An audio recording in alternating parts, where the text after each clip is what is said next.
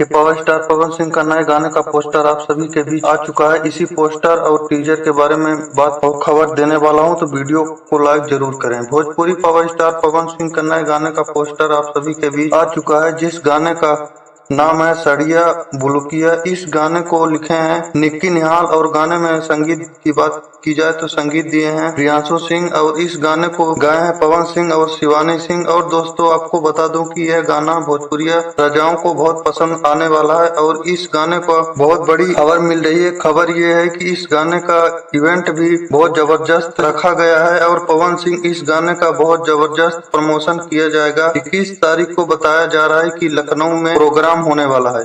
आपको बता दूं कि इस वीडियो में दिखने वाले हैं पवन सिंह और क्लीन शालिनी, जो कि बहुत तगड़ा गाना बनाया गया है और इस गाने को रिलीज किया जाएगा 21 तारीख को माँ गायत्री रिकॉर्ड के यूट्यूब चैनल पर आने वाला। वीडियो पसंद आए तो लाइक जरूर करें। धन्यवाद।